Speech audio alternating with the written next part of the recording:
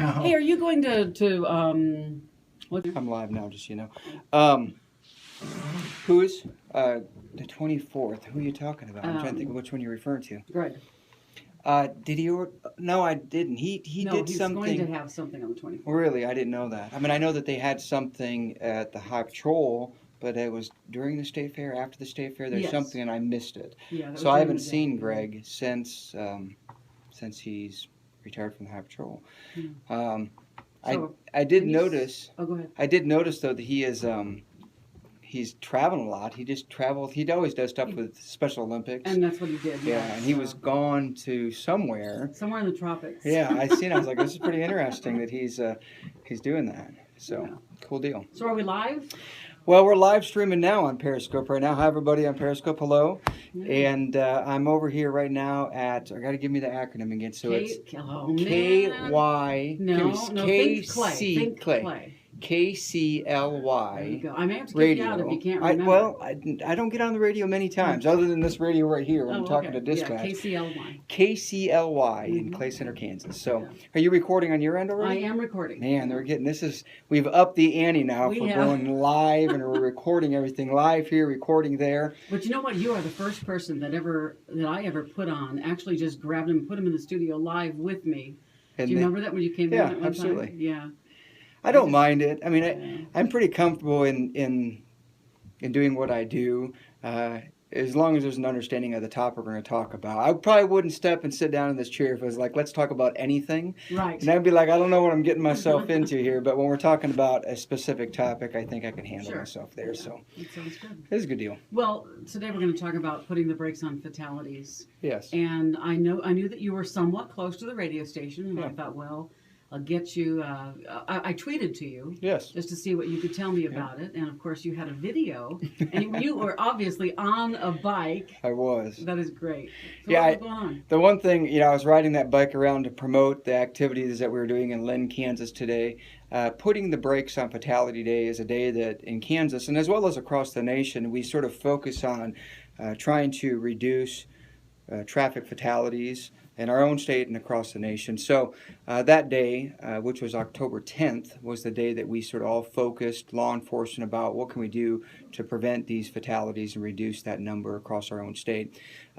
Things that we did in advance to that was the state of Kansas, and KDOT in particular, had a program which was a poster competition where students ages 5 through, I believe, 13 could submit posters promoting how to be safer on roadways and how to reduce fatalities in our state. So a wide variety of different, whatever they wanted to make. I mean, there was posters that had school bus type of themes. There was posters that were of distracted driving or of impaired driving, or a wide seatbelt usage, different things. And from there, KDOT picked out several of them. What was unique, and for the very first time in our area, North Central Kansas, is that Lynn, the elementary school in Lynn, Kansas, had 3 people. There's 3 in each district, North Central Kansas. All 3 of the students that were selected in North Central Kansas came from the same school in Lynn. So Lynn, basically, they came to play, apparently, when it came to doing their posters. And they put them together, submitted them to the city of Kansas, and they were the ones that were picked for North Central Kansas. So each area across the state is doing the same thing. They're giving out bikes to the students that were selected. And for North Central Kansas, Lynn, Kansas is where it took place today. Oh my gosh! It's pretty cool. cool. Not realize that. Yeah. So the students, we did a quick discussion about putting the brakes on fatalities and things we can do to be safer when we're in a vehicle, if we're driving, or even as a passenger. And then the bikes are on display. So we basically then changed it up and said, let's talk about what you guys did. Just recently, you guys created posters. It's my understanding the whole student body submitted posters to the state of Kansas, and we talked about how there was several that were selected, and then individually brought each of the students forward to get their bike and talk about their poster that they made. So it's a good thing. I mean, there's so many times that we as officers and as adults, we promote safety, and maybe I think on occasion it becomes stagnant because it's the same people always talking about these topics that are frequent in nature, but maybe sometimes when it comes from someone different, from a young child, about the importance of not using a cell phone, it might hit a little differently, and it might have a different impact than just us adults always talking about these important topics. Unfortunately, we still have people being killed.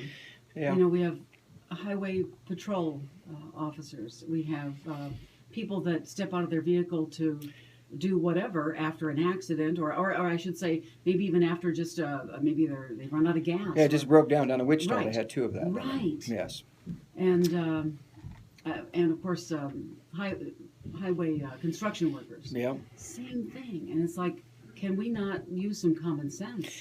I think the challenge is that when we get in our vehicles in today's time, we are not in tune to the hazards around us. We're so focused on the tasks that we need to get done. I've got to get to work to get this Excel document submitted, or I've got to get to work to go do these type of tasks. And during that time that they're traveling, I don't know if we're as focused as we need to be when we're driving down the road. The reality is that when we're in our vehicles, that is probably the highest chance, the biggest opportunity in your daily activities of when you're probably going to be injured or killed. We don't think of that, though. When we get in our vehicles, we don't think of that threat. We're thinking about, what burger I'm going to go eat, or what do I need to get done when I get to this destination. But during that time of when we're commuting, are we focused on the task of driving? And that's really what we need to make sure we're accountable to, and do a better job at that. And it's sad that in Kansas and across the nation we have people that are killed. And if we can do a better job of paying attention, and by doing the very first thing, which getting in a vehicle and buckling up, making sure that we're buckling up, putting ourselves in the best position we can, not knowing when that crash is going to play out, by who, at whose fault, maybe somebody else's fault, putting you in a situation where you're going to want that restraint to hold you back. Well, very good. I know that you guys were at the state fair. We were, yes. And, okay, you guys ended up with all of these little messages. It was amazing. Oh my gosh. Wasn't Have you it? guys had these messages on the car before? No, to address that, I guess, the state fair started on the 11th, went to the 20th of September. And during that time, the very first day of the state fair, our booth was really planning to be a recruiting booth. Right now, the Highway Patrol is going through a recruiting process to try to get people to apply. So our theme for the state fair was to try to draw in applicants, make them aware of the job of the Highway Patrol, and how wonderful it is. I see Michelle just fired up. She just fired up her Periscope over there. I just That's want to okay. see what you're seeing. Let's just be real. I mean, that's just what happens every so often. Yeah, I was being distracted. That's okay. I just want to watch Yes. you on the Periscope Yes. as well as. Yeah. So Okay. the state fair, we had that recruiting thing going on, and on the first day of the state fair, that Friday, I was working the booth, and I always bring Post-it notes to the state fair because people ask questions, and sometimes I can't answer them questions because the law book's extremely thick, and there's a lot of things that people have questions about that I have to research and try to figure out. So during that time, I have people write notes on the Post-it notes, providing me with their name, an email address, a point of contact, maybe even sometimes what that question is, and then I get back with them later after I have a chance to get the answers and provide them with the information they're wanting. So I was sitting there on Friday talking to some people in front of me. I noticed a younger lady, probably just out of high school, come up and take a Post-it note and write something on it. And I noticed that, but I thought, well, I was focused on talking to some other people in front of me, so I just allowed her to, what I thought was write notes of something of importance. And she took the Post-it note, walked over to the back of our patrol car that was on display, and just stuck it on the trunk. I thought that's what she did. And I remember thinking as I was talking to the people in front of me, I need to go look and see what that is. See what's on that note, if there's a note there, and what does it say. And I walked back there when I had an opportunity and seeing that the note, I don't exactly remember the words. I think it was something about thank you for what you do. You're appreciated. It was something of great, it was kind. It was a good Sure. note. And I decided to leave it there. I thought, let's just leave this note here because it's nice to see that. And I wanted the public to see that. I wanted our officers working the state fair to see that note. So I left it there. And then shortly thereafter, another person comes up to the table. They had seen the Post-it note on a patrol car and had asked, hey, could I put a Post-it note? And I said, sure, go ahead and put a Post-it note on a patrol car. And it started snowballing. you know, a 2, a 3, and when 4. you tweeted about it, I'm assuming Yeah. that once everybody saw it, anybody coming to the fair said, "Hey." Yeah, it became a thing because I started tweeting out how something amazing is going to happen. It draws up emotion in me still today when I think about what played out during the state fair this year. And so people started just coming in and posting things on our patrol car. So much that then Channel 12 News on Wichita came over and did a story about it. That was Friday evening. The next day, Saturday morning, I'm working the booth, and there was just a continuous flow of people that had watched the news the night prior, had seen the story that Channel 12 had ran about the Post-it notes, and it just became even more of an event.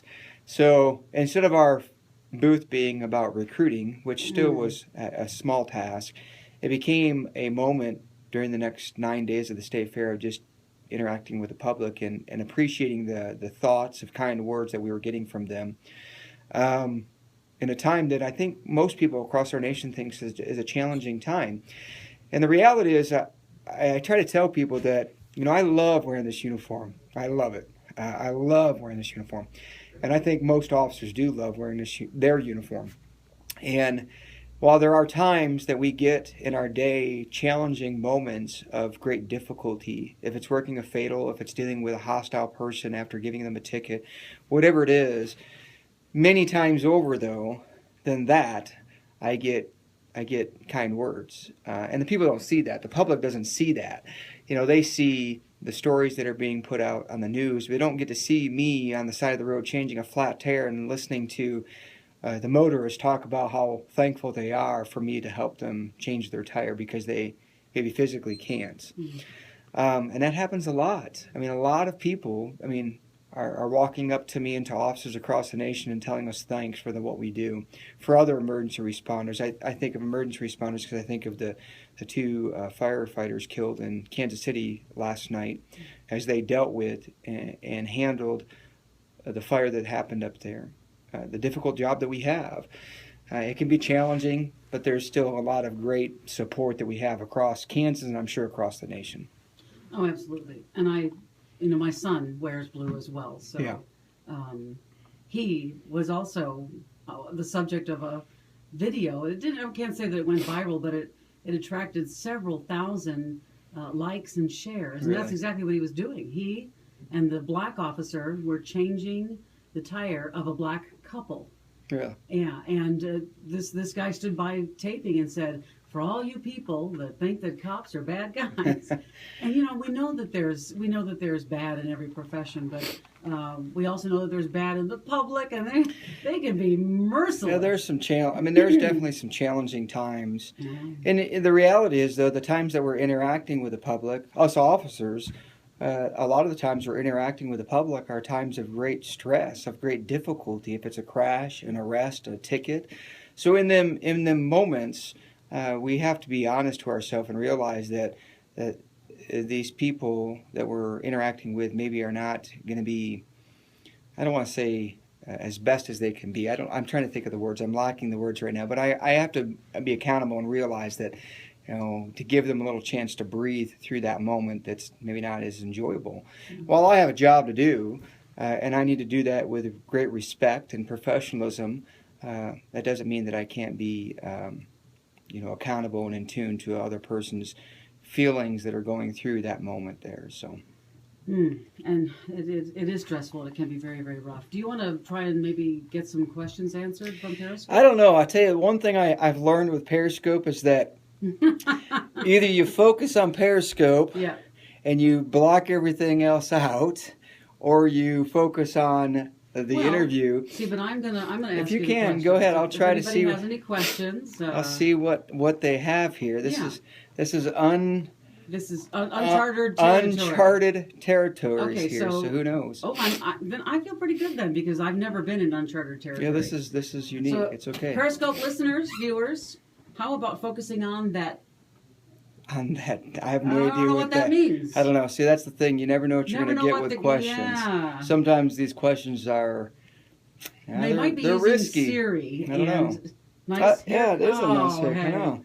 Yeah, that's I do appreciate an interesting haircut there. I don't know. Stylish. He's I stylish. try to keep in the trends. Yeah. I try. The trend I didn't like was the Cupid doll, where the guys were bringing the hair up like Oh this. yeah. What's Yeah. the deal? Come on. Who knows? Who knows? Yeah. So thanks for being real.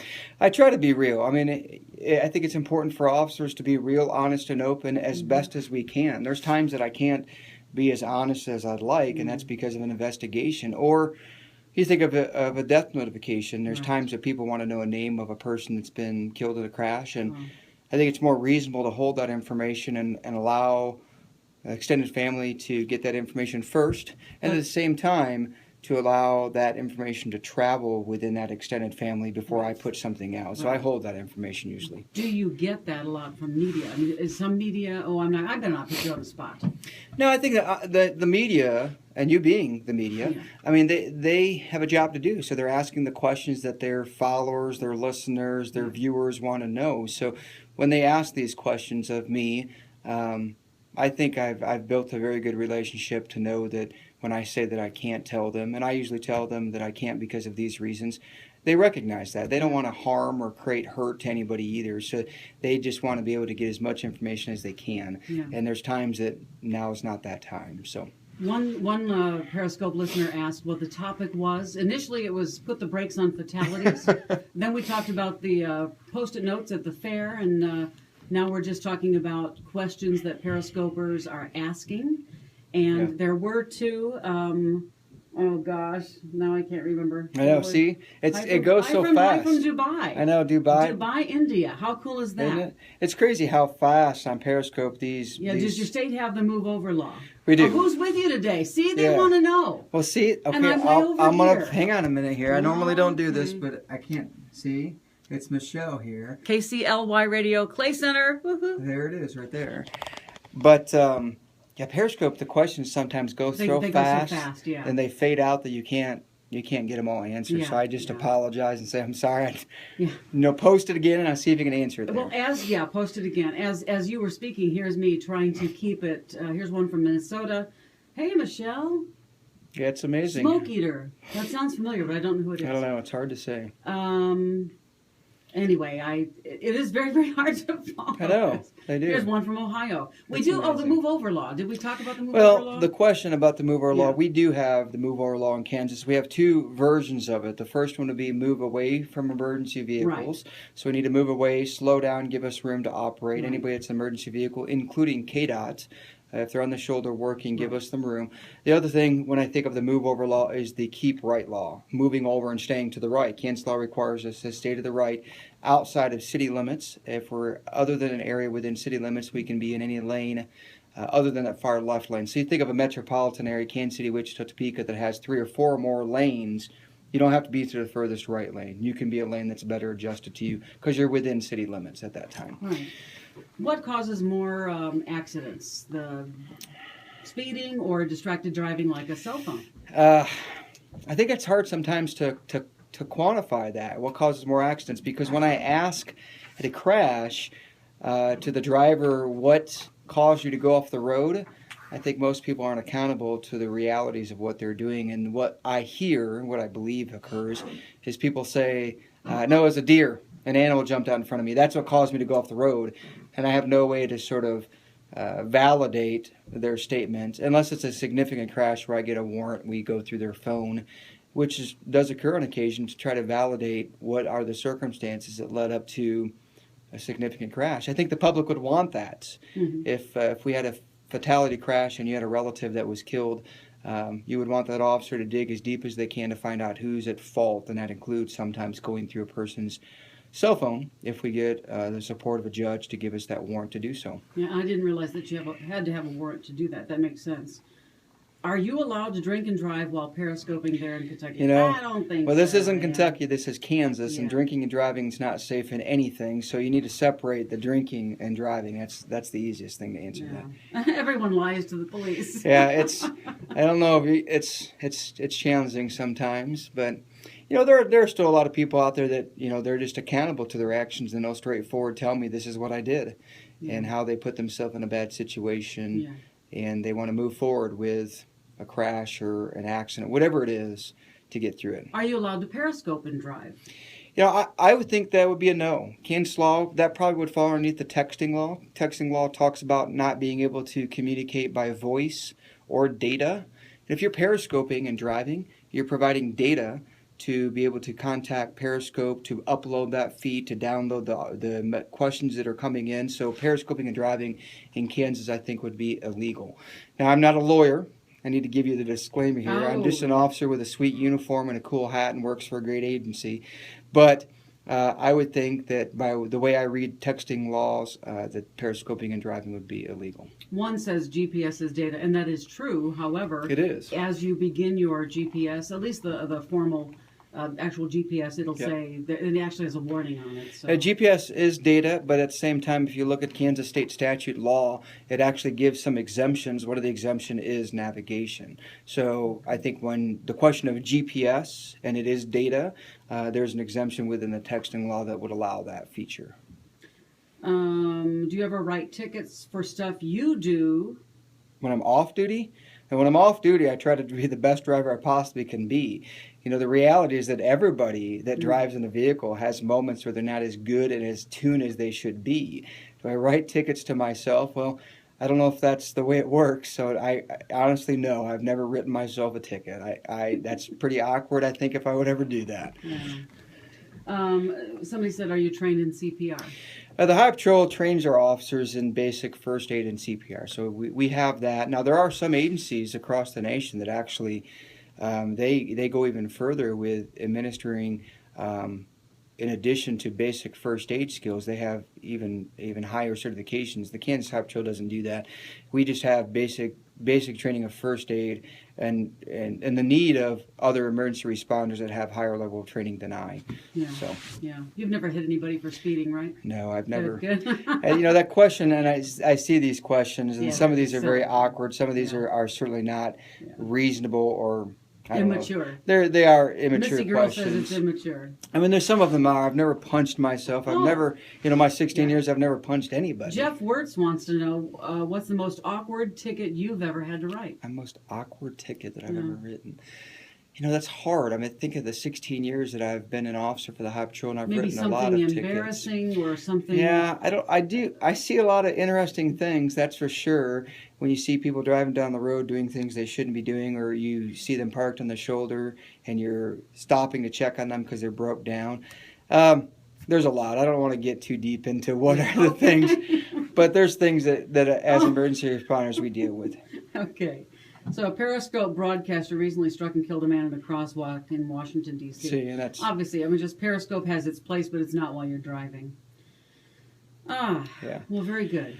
Well, golly, KCL what? I was going to say there's two things that I'd love to talk about briefly here real quick. Well, please do that. Well, the two things that are biggest right now for the Highway Patrol, the first is recruiting. I mean, the Highway Patrol is looking for people to apply for the Kansas Highway Patrol. We are down troopers across the states, and the window of opportunity for people to apply to wear this uniform is from now all the way until December. They can start applying, putting in their paperwork, and after they put in the paperwork, then they'll be taking a written test first. So the next class for the Highway Patrol starts in July of 2016. It's always July of 2016 is when our academy starts, but you have to fill out all the paperwork and start that process in advance. So now is the time for people to apply, and there's several counties across Kansas that doesn't even have a trooper in it. And I would imagine that we would like to have a trooper in that area. It always comes down to what the superintendent would want to do, but we're needing troopers, and now's the time to apply. I've said earlier, I love wearing this uniform. I love going to work. I love being able to provide the service to the community, to the public. And it's a rewarding job, that's for sure. Age requirement, and then also, do you feel that military experience helps or hinders a law enforcement career? That's a good question. So the first one is age requirement. In Kansas, you have to be at least 21 years of age to be an officer in any, Sheriff's Department, Police Department, Highway Patrol. To carry a badge and a gun in Kansas, it's 21 years of age. There are other states that don't do that, but Kansas is 21. So at least that time, you have to be 21 the day you show up at the academy. So if you're 20 right now, but you will be 21 when July of 2016 arrives, then you could be applying at this time for the Kansas Highway Patrol. What was the other question? There's another one. Military experience. help or hinder. I think military experience does help, and I am a product of the military. So being from Michigan and Fort Riley, Kansas, brought me to Kansas here, and I met a beautiful Kansas woman that kept me here in Kansas. Is she on? Do you know if she's on Periscope? She's right not now? on Periscope. She's a teacher. I'm sure she's teaching kids and making a difference in her classroom. Okay. But she kept me here in Kansas, and the military, I think, gives you a great chance to learn some skills and interact with a wide demographic of cultures, and learn how to interact and be a very good person, a well-rounded person. So for me, it definitely does help, and I think it would help for anybody applying for the Highway Patrol, that or college. All right, and they asked about recruiting minorities. We're always, the Highway Patrol, and I think any agency wants diversity. It doesn't help us to be an all-white or all black or whatever agency it would be. We want to be as diverse as we can. We want to try to mirror what is across Kansas. Having a diverse demographics of skin tones or ethnicity or race, it helps. Probably language, I would imagine. Language skills, absolutely. Yeah. All of them things are good, and it's the best that any agency, and I can tell you, agencies are trying to find them type of things. It's difficult because the people applying for law enforcement across Kansas and across the nation is down. People don't typically apply for law enforcement in today's societies. We're seeing that in our own numbers. So, we want to be as diverse as we possibly can be. And they also asked about gender. Yeah, we have right now, I think the number is 12 or 13 female troopers across the state. Ideally we want more of that. It takes us, the Highway Patrol, being honest and trying to seek out finding these applicants and trying to align them with us and with law enforcement, and recognizing that they can fill a void that maybe us or other agencies need, and they can have a very rewarding job being a trooper for the Kansas Highway Patrol. So yes, we're always looking for that. You said you had two things you wanted to mention. And that was the first one. Right. So the recruiting is the first one. The other thing is the SAFE program. Now, the SAFE program is a program it's very, very important to me. SAFE is Seatbelts Are for Everyone. It's a program that's ran out of Topeka by a lady named Laura Moore.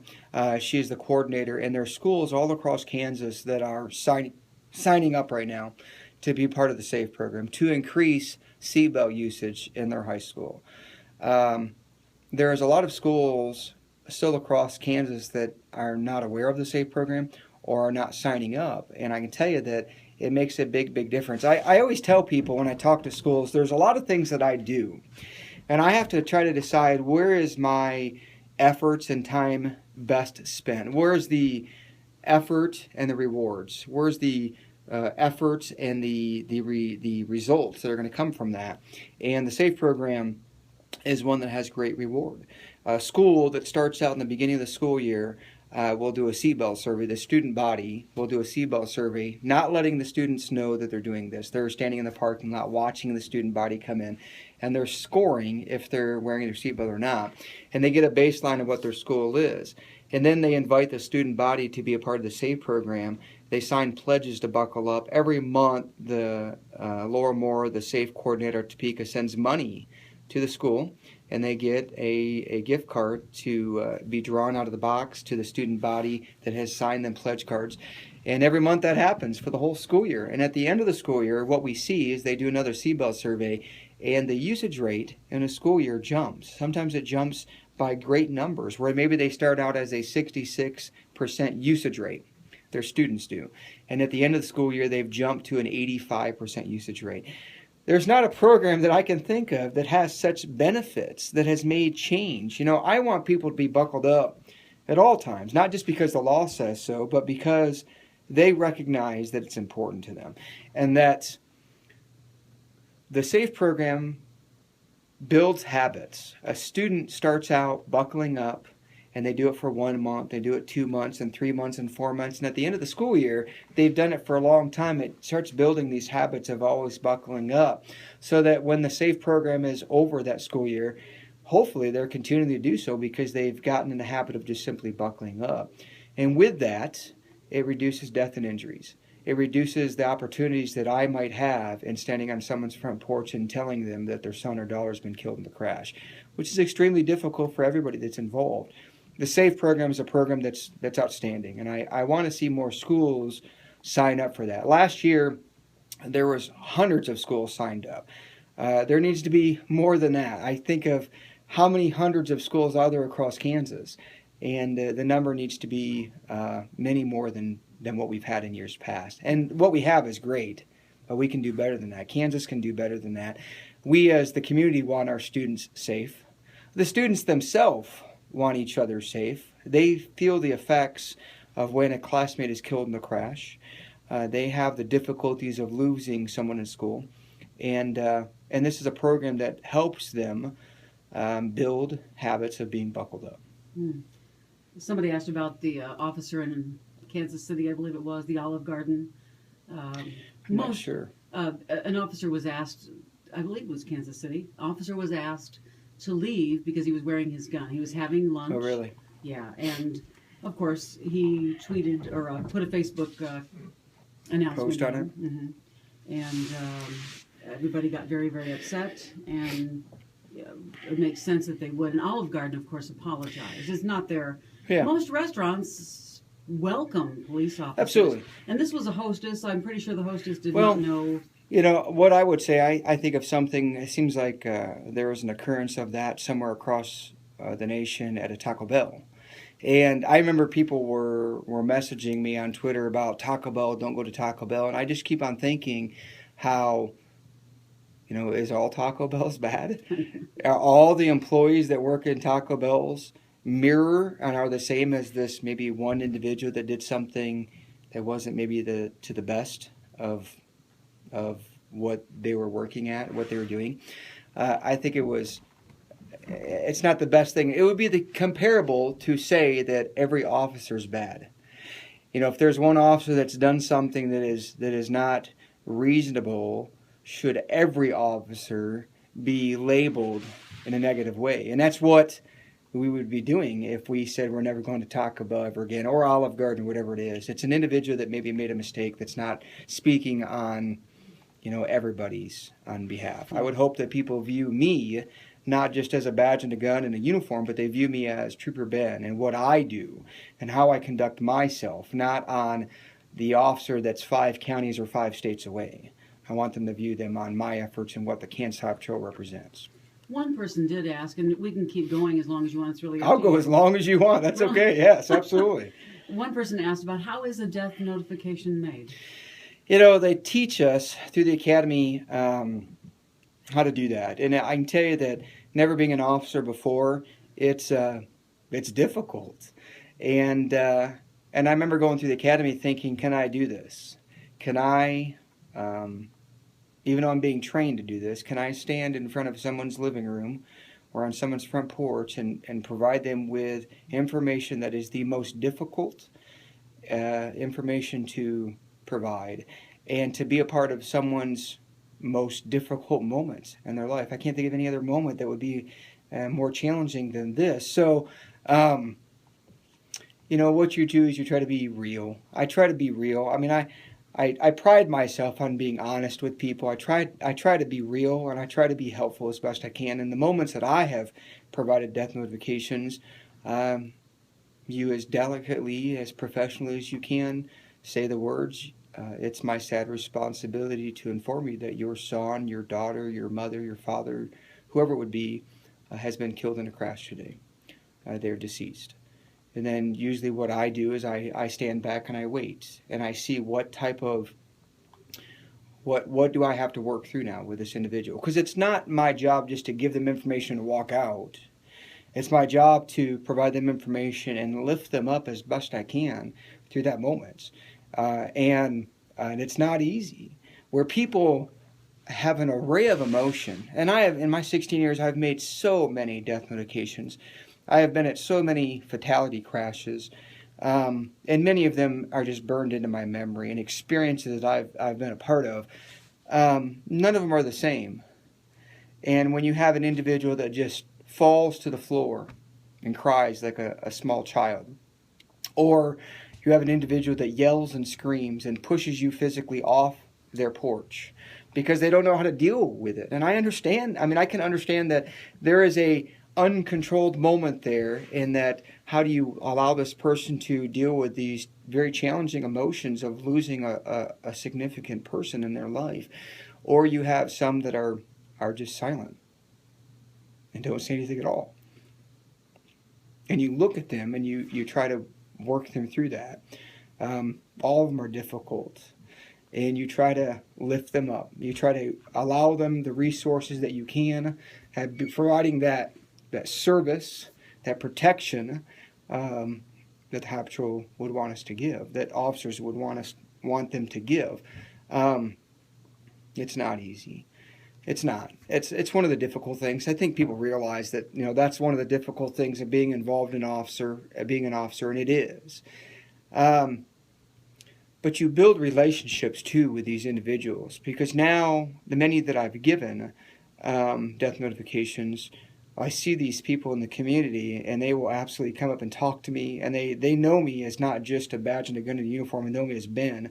They know me as the individual that was there during that most difficult moment, and you build a relationship, sometimes friendships, with them following that most difficult time.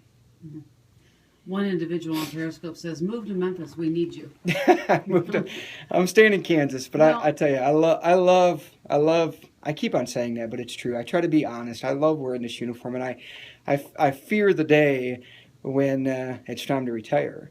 And I see that in our troopers that have worn this uniform that are retiring. I'm sure that there's great celebration, but at the same time, there's great hesitation, where they know that that's the last day that they are wearing this uniform.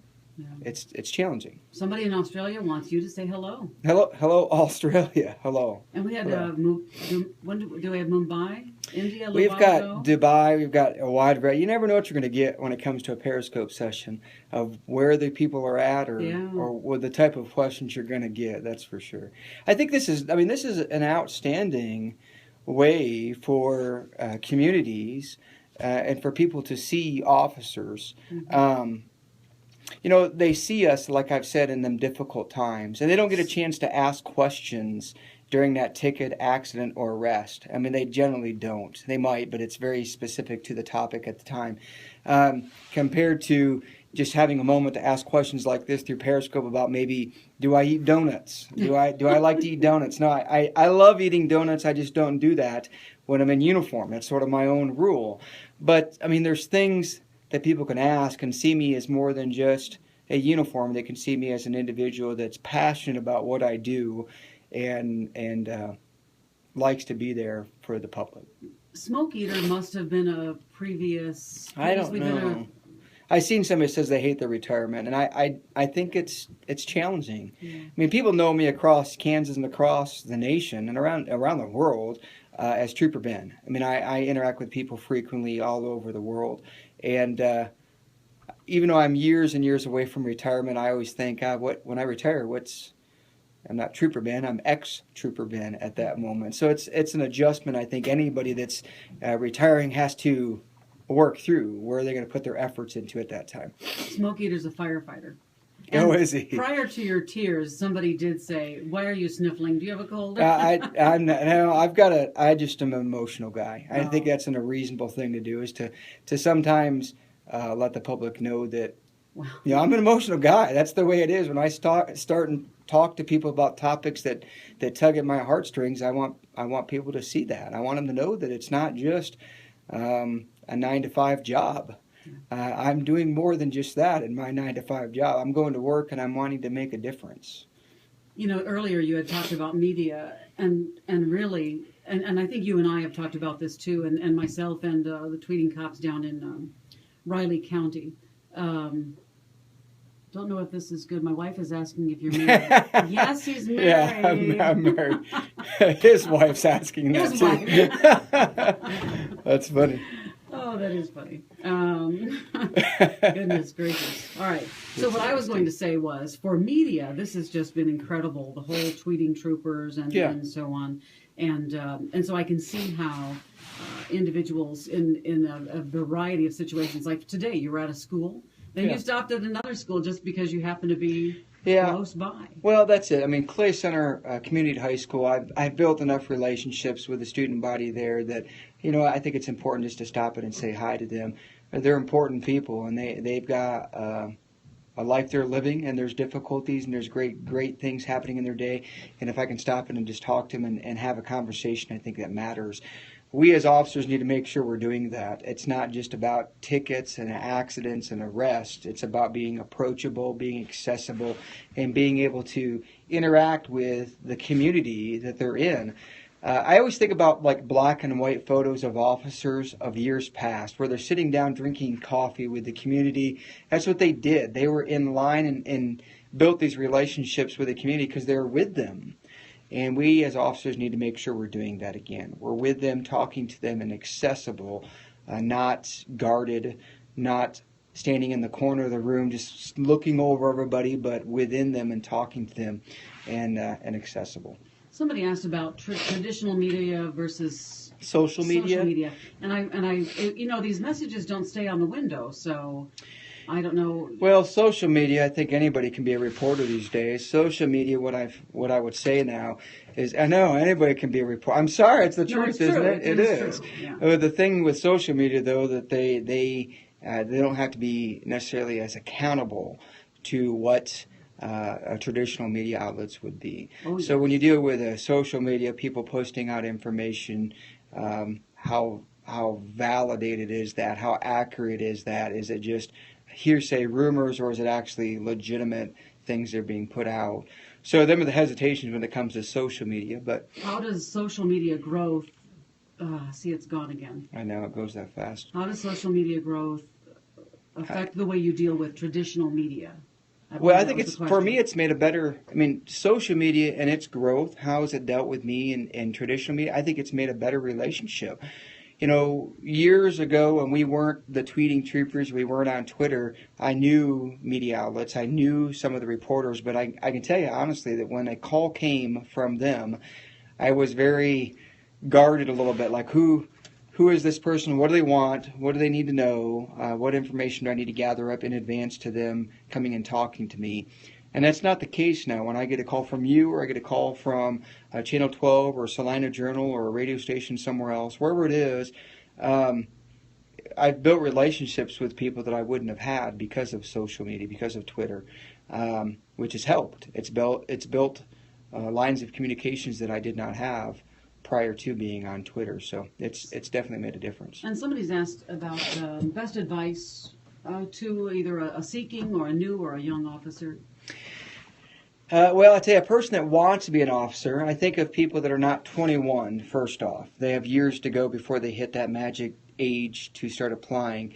If it's college, if it's the military, if it's being a dispatcher or working at a jail, all four of them things are going to build some skills to get you better prepared for when you turn 21 to start applying.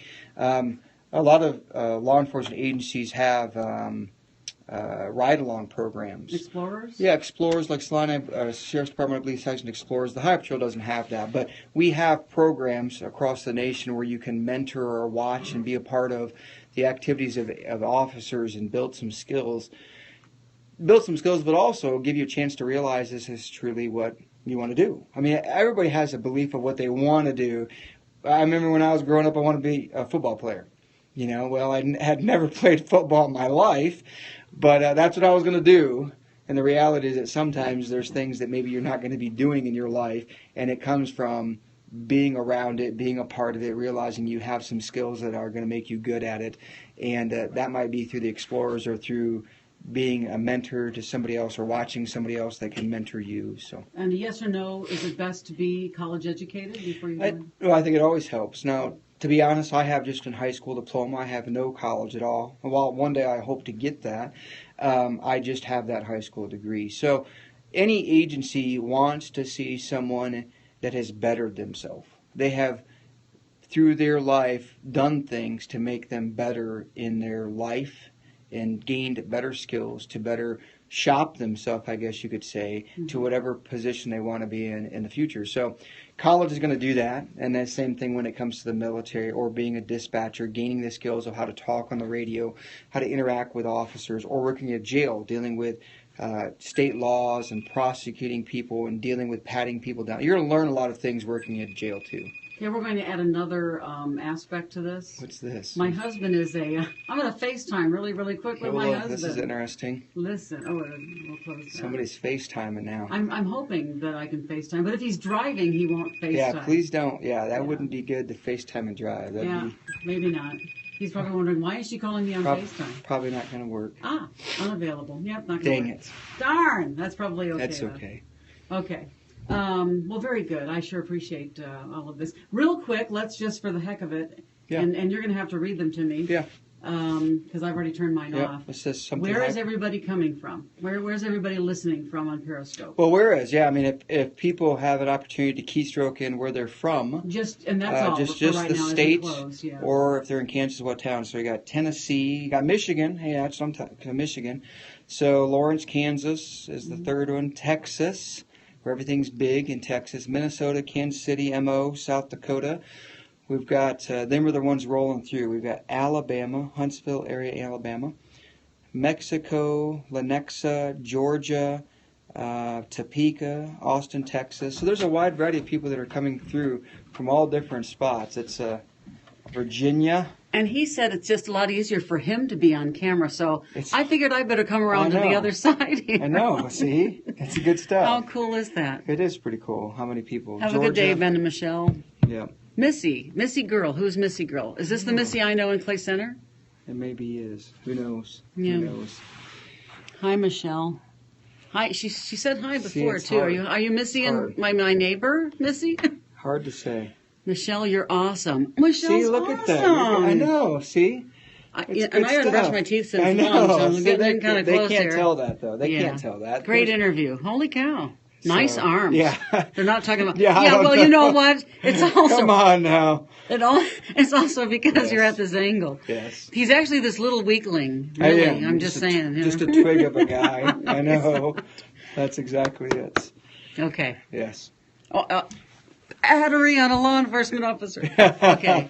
All right, Michelle, I don't know you. Wish I did. See? Thanks, Missy. That's pretty cool. Sweet deal. Oh, okay. It's hard. We're already Jody's favorite.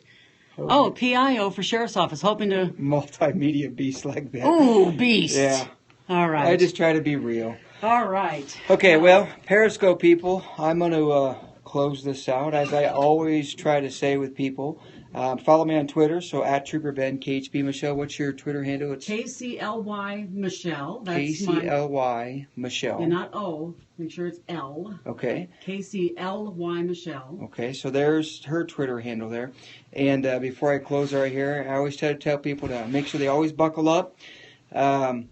It's important. It's not just about what the state of Kansas or what your state says about buckling up. We should be buckling up at all times, not knowing when a crash is going to occur. A vehicle driving down the road very quickly and easily can come left of center and put you in a crash, and you can't at that moment say time out and put your seatbelt on. You have to have it on in advance to that crash, and you're going to want it when that crash plays out.